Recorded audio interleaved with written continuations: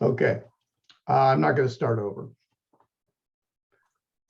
All right, so something remarkable is the spot healing brush can do a tremendous amount with details, which surprised me the first time I used it. So I'm going to go to 25% for the size, or 25 points for the size of the circle. The hardness, 25 is still good. And like I said, ignore the spacing. And then you can see that in my sweater here, there is a flaw. There's a thread that's jumping up. So I'm just going to take the spot healing tool, put right on top of it, center it on that little sweater flaw, and it's gone. And there's a little bit of discoloration right there and a little bit there, but it reads the fine detail in the sweater and just replaces it. So it does a nice job. It'll be very handy to you. Okay, so let's go to the, I'm going to go to liquefy, and this is a filter, and everybody should have it in their Photoshop already. You don't have to download it. So you go to filters and the word liquefy.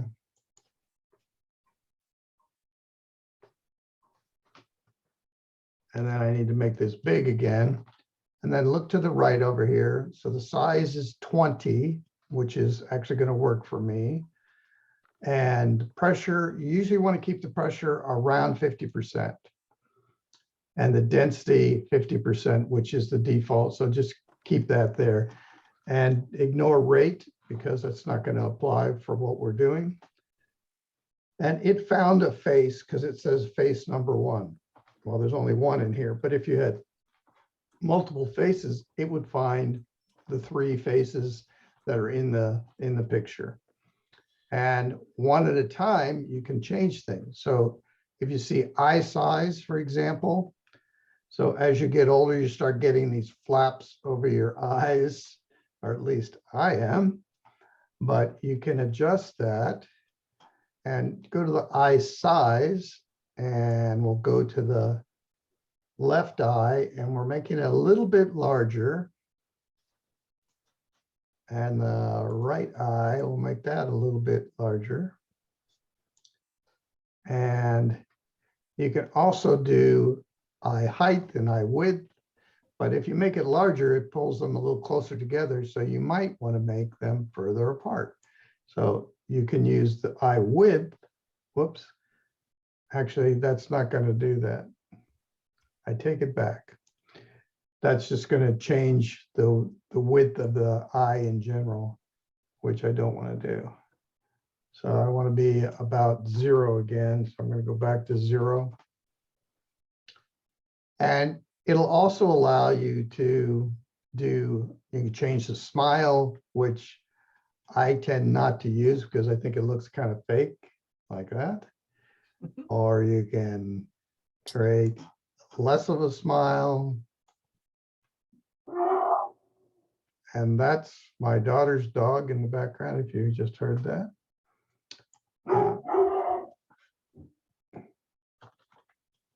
And you can adjust lips as well, and mouth width, mouth height. I'm not going to go into too much detail, but you can check that for yourselves and do more with that if you wish. I might have to tell this. Hey, that'll do well in the recording. That's my daughter's dog, Monroe. And he's named Monroe because the last house that they lived in was on Monroe Street. And that's a tradition in her fiance's family where they named the dog after the street. So that's where that comes from. Okay, so I did a little tweaking with this. I'm going to show you one more effect in liquefy. If you go over to the left now in those tools, the you have a forward warp tool, and you've got reconstruct. You've got several different tools here. And I'm just going to use the forward warp tool. And what that allows you to do is I can take this area over my eye and I can lift it ever so slightly. Is that visible? Can you guys see that? Versus the other eye? Yes. Okay. That's just for old folks. And now, since I did that, I think my eye size on my eye is a little large, so I'll reduce that down. But you can make subtle changes like that if you really want to. I'm just trying to show you the breadth of the tool. And I'm going to say, okay. And I can see a little flaw that I didn't see before right there.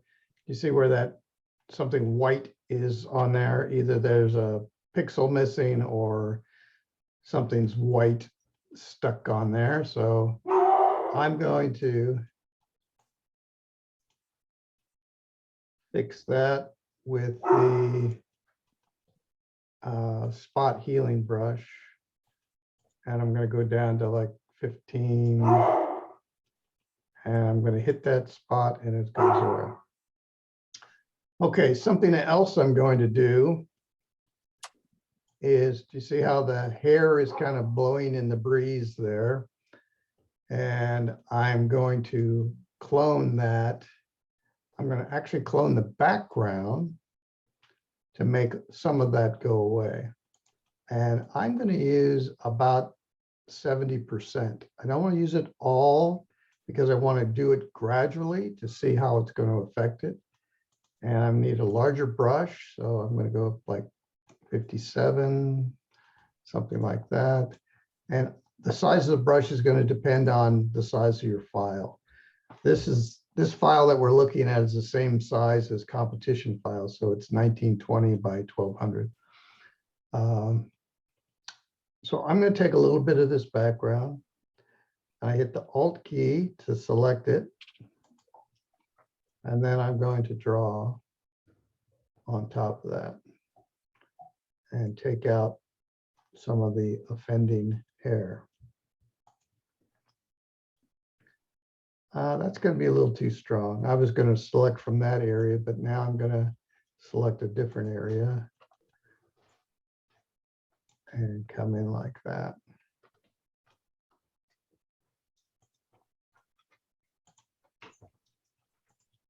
And you may have to, go a couple of times just to make it feel better. You can also use the spot healing brush to do little fine hairs like that one and that one. Looks like it also kind of created a little bit of a dark streak that probably shouldn't be there. So I'm going to come back here and clone and Alt click to get the position for the cloning. Okay, so now the eyes in this particular photograph, I was in a shady area. So the eyes are a little dark, the actual irises. So we're going to brighten those up a little bit. And I'm going to take the elliptical tool up here. So there's a rectangle tool. And if you click and hold, you can get the elliptical tool. And I'm going to put a feather of about 2 pixels. And all that does is soften the edge of whatever you're doing.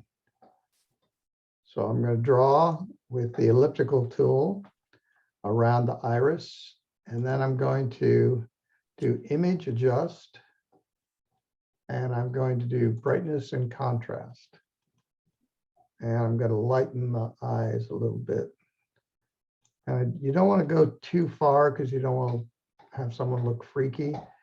But the lower the contrast goes, the whiter the eye gets. And the higher, add a little higher contrast, and it just makes it more black and light. It contrasts as it should. So I'm going to say okay, and then I'm going to pull that over here. And the eyes generally are the same size, so you can use that same selection. I just am pulling it over there, and I'm going to do image adjust, and I'm going to do brightness and contrast. Now, I did not pay attention to what the numbers were here, so to repeat them in the other eye, because each eye is going to be different. And each eye is going to have a different level of brightness that you'll want to do, because there's more shadow on one side or the other. They're never perfectly even unless you're using a flash. So just told me I had 10 minutes left. Should have never upgraded to the new Zoom, because now it restricts you even more than it used to. But that's fine. We're getting there. Okay, so the last thing that you are, not the last thing, but now we're going to go over to the left to the sharpen tool. And if you hold that down, it gives you blur, it gives you sharpen, and it gives you smudge. And we're going to use the sharpen version. And last time I used it really big. And you don't want to sharpen everything in the image because it's already fairly sharp, but the eyes can always get an extra touch. So I'm going to bring the hardness up to about 15 for this image. And you're going to have to decide those things on your own through trial and error. And my size is 43. So I'm going to go ahead, and all I'm going to do is with this area is I'm just going to click and drag across there, and click and drag across the eyes to give them a little bit more. You might do the bridge of the nose to give that a little bit more. And you're often going to want to do the mouth and give that a little bit. And it just gives it a little more overall sharpness. Now I'm going to show you something that's in Camera Raw. And a lot of people use this to a detriment, I think. So in Camera Raw filter, that's going to open up. Is the same in Lightroom and the same in Photoshop. And it's taking its time. Okay. And over to the right here, I'm going to go down to texture and clarity. So a lot of the Instagram filters that are out there and a lot of Facebook pictures, people use this tool. So the texture, they bring or they use a tool that's similar, and they bring the texture down. And now this kid's getting too young. You know, he's got too much, to me, he's too soft looking. And you can go back, but all this is, you know, personal choice. Do whatever you want to do, or whatever your victim wants to do. And the clarity does not produce exactly the same result. It does it even faster and creates kind of odd effects. You could do a little bit, but I wouldn't do very much. So I would do maybe -1 if I'm going to do anything. But it does kind of relieve stubble in the beard. It does kind of remove a few lines the more you use it. So just wanted to show you what that tool was doing. And that's everything that I wanted to show you in our 15-minute Photoshop. And if anybody has questions, we can kind of kick through those. Oh, let me show you where we started. That's where we started. And that's where we ended. Yeah. Eric, I have a question. This is Nancy. Yes. On the ears, there's a little bit of hot spot, and I've run into that before. How would you kind of blend that to soften the brightness of it? So the dodge and burn tool, I would take the burn tool and it's a decent size. So let's go where it's a little bit hot there.